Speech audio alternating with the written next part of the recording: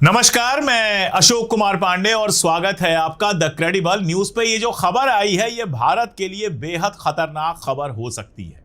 वैसे ही नरेंद्र मोदी ने जिस तरह से हमारी विदेश नीति को चलाया है, फॉरेन पॉलिसी को चलाया है, कौन सा डंका बज रहा है ये किसी को सुनाई नहीं दे रहा है। ये सुनाई दे रहा है कि दुनिया में हम लगातार अकेले होते चले जा रहे हैं। आपको याद होगा राहुल गांधी ने अपने प्रोग्राम में वो गले लगाने वाला जो खेल किया था और बताया था कि गले लगाने से डिप्लोमेसी नहीं चलती। वो गले लगाने वाली डिप्लोमेसी हमारे गले पड़कर रह गई है। खबर ये आ रही है कि बांग्लादेश के प्रधानमंत्री तारिक रहमान और विदेश मामलों के जो उनके सलाहकार हैं हुमायूं कबीर, उन्होंने ये इशारा किया है कि जो मक्का समझौता हुआ है, जिसको इस्लामिक नाटो कहा जा रहा है, उसमें बांग्लादेश शामिल होना चाहता है।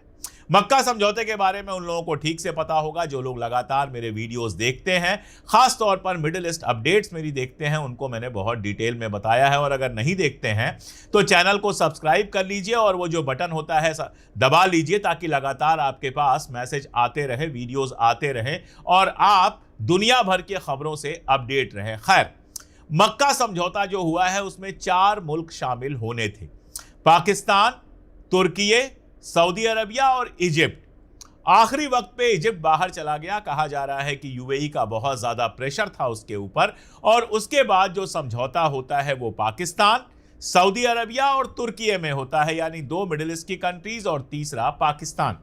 इसके पहले ही पाकिस्तान और सऊदी अरबिया के बीच में समझौता हो चुका था जो बेसिकली एक डिफेंस पैक्ट था।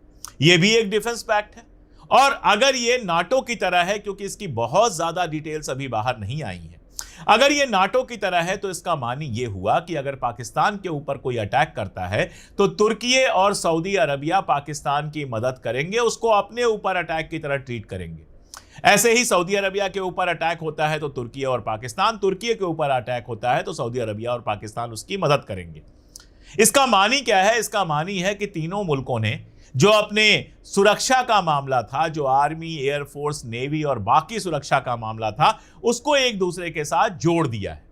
अभी पाकिस्तान से एक अपुष्ट खबर आई है कि चाइना, तुर्की और सऊदी अरबिया ने काफी एयरलिफ्ट किया है। वहां क्या पहुंचाया है, वहां से क्या उठाया है, ये हमको पता नहीं है। अब बांग्लादेश ये कह रहा है कि हम भी इस समझौते में शामिल होना चाहते हैं, हम इस समझौते में शामिल होने के लिए तैयार हैं। यह भारत के लिए कैसे दिक्कत तलब है, इस बात को समझना बहुत जरूरी है। आप भारत का अगर नक्शा देखते हैं तो 3 सीमाएं हमारी ऐसी हैं जिन पे लैंड है, बाकी जो सीमा है उस पे तो वाटर है। नीचे श्रीलंका लगता है, मालदीव लगता है थोड़ी दूरी पे, ये सब वाटर में है। लेकिन 3 सीमाएं ऐसी हैं जो लैंड पे लगती हैं। पाकिस्तान की सीमा जो वेस्ट में है, ईस्ट में सीमा आपको दिखाई देती है बांग्लादेश की और नॉर्थ में सीमा दिखाई देती है चाइना की।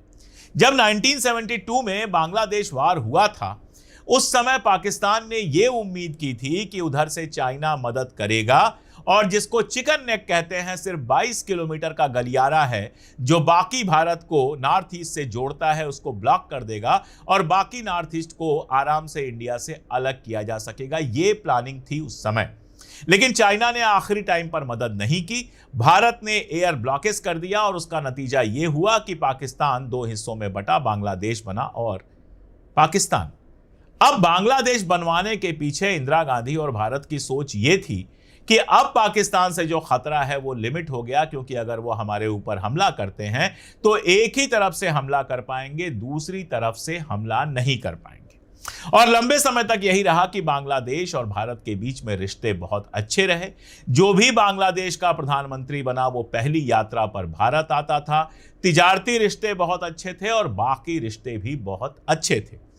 लेकिन अभी जो उथल पुथल हुई, 1 आध साल पहले जो उथल पुथल वहां पर हुई और उसके बाद वहां की प्राइम मिनिस्टर जिस तरह से भारत में आई और यहां पर शरण लिया, तो वहां जो गवर्नमेंट बनी है उसकी भारत के साथ लगातार तनातनी चल रही है। देखिए, एक बड़ी वजह तो यह है कि भारत में जिस तरह से एंटी इस्लामिक एक पूरा तमाशा चलाया जा रहा है, खासतौर पर रूलिंग पार्टी जिस तरह से लगातार लिंचिंग और बाकी सारी चीजों को सपोर्ट करती है, जिस तरह से मुसलमानों के खिलाफ नफरत फैलाई जाती है, वो पोस्ट, वो खबरें सारी दुनिया में जाती हैं और इस्लामिक देशों में उसके खिलाफ एक पूरा का पूरा माहौल बनता है। एक बात तो इसको आप समझ लीजिए। और यही वजह है कि मालदीव जैसे देश में जो भारत के ऊपर इतना डिपेंडेंट हुआ करता था, जिसकी सरकार को एक बार राजीव गांधी जी के टाइम में बचाया गया था, वहां पर गो बैक इंडिया का नारा लगता है और एंटी इंडिया चुनाव लड़ने वाला आदमी चुनाव जीतता है। यह एक बहुत बड़ा कारण है जिसको समझना बेहद जरूरी है। दूसरी बात यह कि इजराइल के साथ जिस तरह से आपने अपनी दोस्ती बढ़ाई है, ईरान वार के ठीक पहले जिस तरह से आप इजराइल पहुंचते हैं और कहते हैं कि हम इजराइल के साथ हैं, और उसके बाद यह खबर आती है कि जिस समय गजा के ऊपर लगातार बमबारी हो रही थी, बच्चों को, युवाओं को, बाकी सबको मारा जा रहा था, उस समय आप इजराइल को लगातार हथियार सप्लाई कर रहे थे। यह एमनेस्टी इंटरनेशनल की रिपोर्ट है। ये खबरें जो होती हैं वो इंटरनेशनली आपको अकेला करती हैं। इजराइल किसी भी मुस्लिम कंट्री में इजराइल की इज्जत नहीं हो सकती है, उन कंट्रीज में भी नहीं जिनके बादशाह शहंशाह इजराइल के साथ उठते बैठते हैं। मोरक्को का जो शाह है वो इजराइल के बहुत करीबी है, लेकिन मोरक्को की आवाम इजराइल के साथ नहीं है। और बांग्लादेश में तो आप जानते हैं कि पूरे गजा वाले मामले में बड़े बड़े जुलूस निकलते रहे और मुखालफत उस मामले की होती रही, और आपने बांग्लादेश के साथ रिश्ता खराब किया हुआ है।